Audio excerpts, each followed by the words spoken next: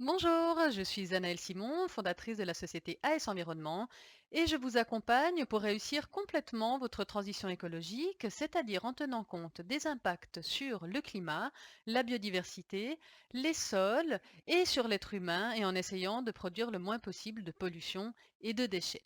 Aujourd'hui, on va parler d'éclairage public et je vais vous expliquer comment optimiser l'éclairage public en tenant compte justement de tous ces paramètres, de l'énergie et de la biodiversité.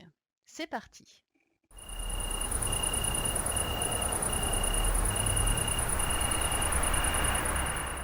La première question à se poser, c'est pourquoi on s'est mis à éclairer la nuit?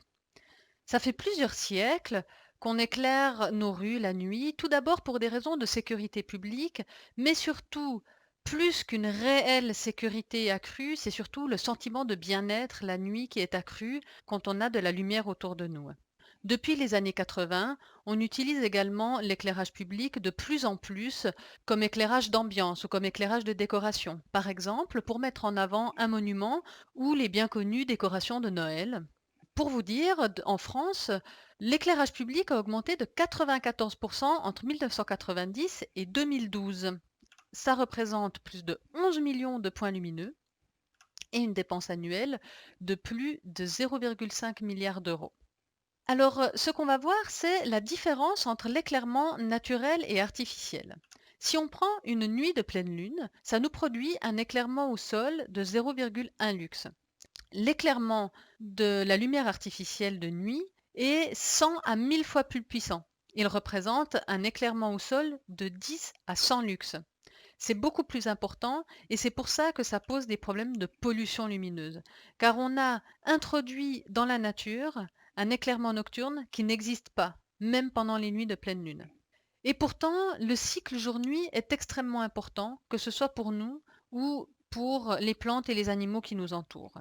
Déjà, première chose, toute simple, combien de personnes sont totalement incapables de dormir en ville sans fermer les stores et les volets? On a vraiment un besoin physiologique profond de connaître des périodes de jour, bien entendu, mais aussi des périodes de réelle obscurité. Et c'est ce qu'on connaît de moins en moins.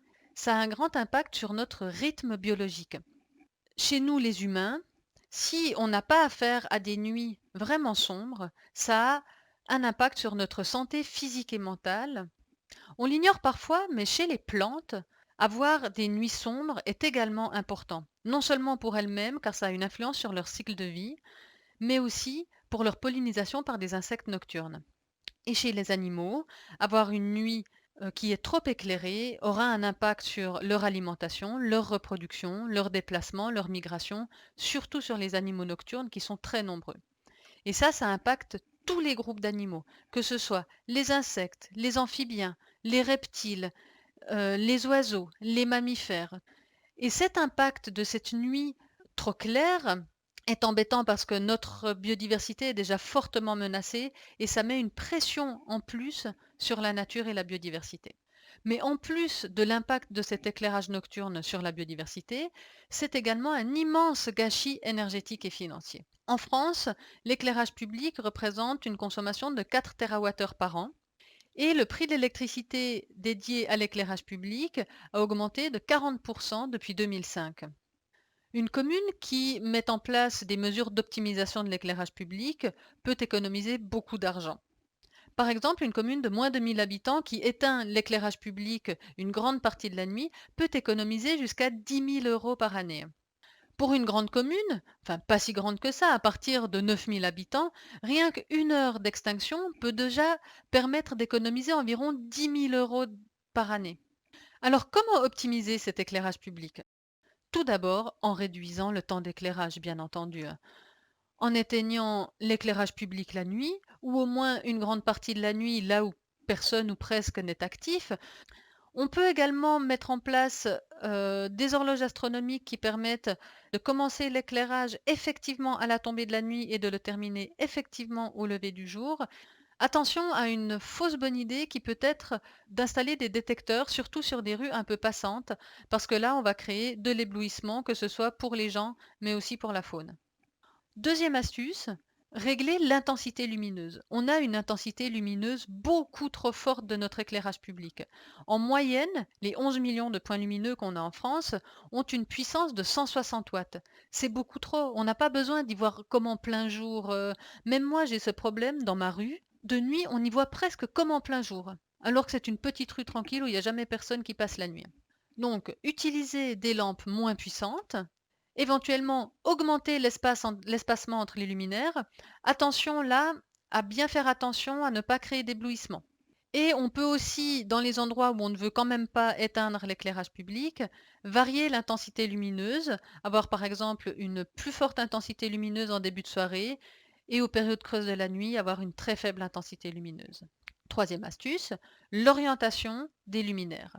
C'est très important de ne pas éclairer le ciel pour ne pas perturber les animaux nocturnes tels les chauves-souris, les oiseaux, mais aussi pour ne pas créer de halos lumineux.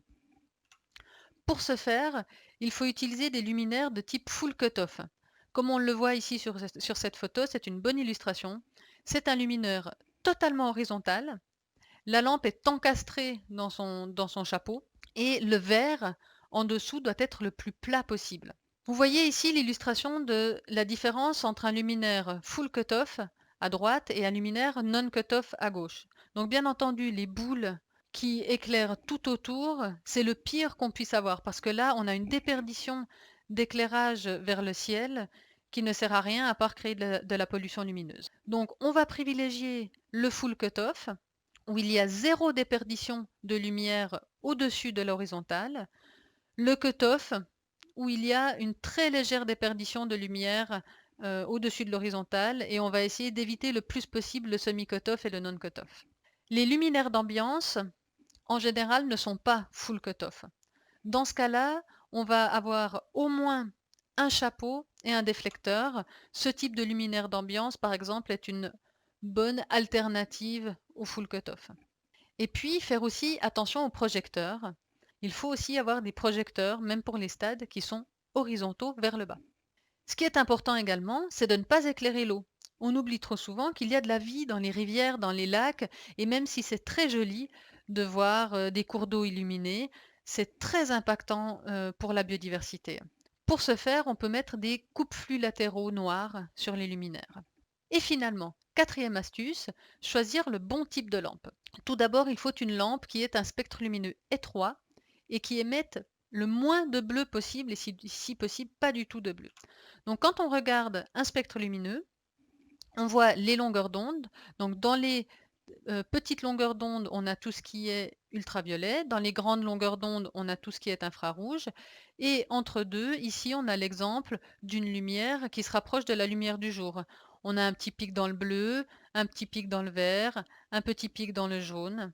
Et ce qu'on va essayer d'avoir, donc, ce sont des lampes qui n'ont pas du tout ce pic dans le bleu et qui ont le spectre lumineux le plus étroit possible, le plus petit possible. On va aussi rechercher une lampe avec un rendement élevé. Le rendement, c'est l'éclairement produit pour 1 watt. Alors, on va passer en revue les types de lampes les plus fréquemment observées dans l'éclairage public en France. Alors, tout d'abord, les lampes à vapeur de mercure. Celles-là, on ne va pas s'y attarder parce que leur vente est interdite depuis 2015. Donc, elles sont gentiment remplacées. Ensuite, les lampes à halogénure métallique. Comme vous le voyez, c'est un spectre lumineux très large. Le rendement lumineux est moyen à bon, 80 à 120 lumens par watt, c'est pas si mal. La couleur se mesure en degrés Kelvin. Un blanc à 2700 degrés Kelvin, ça va être un blanc chaud, alors qu'un blanc à 4000 degrés Kelvin, ça va être un blanc froid, qui est plus proche du bleu. Le problème, c'est que ces lampes produisent une lumière proche de la lumière du jour. C'est le type de lampe qu'on va par exemple retrouver dans les stades et ça a un fort impact écologique. Également les LED blanches. On pourrait se dire que les LED sont une très bonne solution écologiquement parlant parce que ce sont les lampes qui ont la plus longue durée de vie. Ça, c'est une réalité. Mais ce sont des lampes qui ne sont pas conseillées parce qu'elles créent de forts contrastes, elles éblouissent beaucoup et elles ont un effet stroboscopique. Le rendement lumineux est moyen et comme on le voit sur le spectre lumineux, on a un grand pic dans le bleu. Et ça, c'est très important. Ça a un fort impact écologique. Et au niveau des couleurs, ça dépend. On a des LED de tout type de couleurs, que ce soit du blanc chaud jusqu'au blanc très très froid. Alors, une alternative acceptable aux LED blanches, ce sont les LED ambre à spectre étroit. On voit que le spectre lumineux est seulement dans le jaune. Ça donne une espèce de lumière ambrée. Le rendement lumineux est plutôt mauvais, mais elles ont quand même cette très longue durée de vie et leur impact écologique est vraiment moindre que les LED blanches. Donc, si on veut utiliser des LED comme éclairage nocturne, surtout pas des LED blanches, mais prendre des LED ambre. Ensuite, il y a les lampes à sodium à haute pression qui ont un spectre plutôt étroit. Elles ont un bon rendement lumineux. Elles ont une couleur chaude, agréable, apaisante. À 2000-2100 degrés Kelvin, on est dans les jaunes-oranges. Ça, ce sont également des lampes qui sont recommandées. Et puis ensuite, on a les lampes à sodium basse pression. Alors elles, comme vous le voyez, au niveau longueur d'onde, c'est l'idéal. Elles ont un spectre lumineux très étroit, à environ 600 nanomètres, ce qui fait une lumière orange très chaude, très agréable. Si vous ne connaissez pas ce type de lampe, c'est typiquement les lampes qu'on retrouve dans les tunnels. L'inconvénient, c'est qu'avec ces lampes-là, on ne peut pas voir les couleurs. Mais est-ce qu'on a vraiment besoin de voir les couleurs dans un éclairage nocturne de rue? Et le rendement lumineux est excellent. Donc leur point faible, c'est elles ont une durée de vie plus courte que les LED.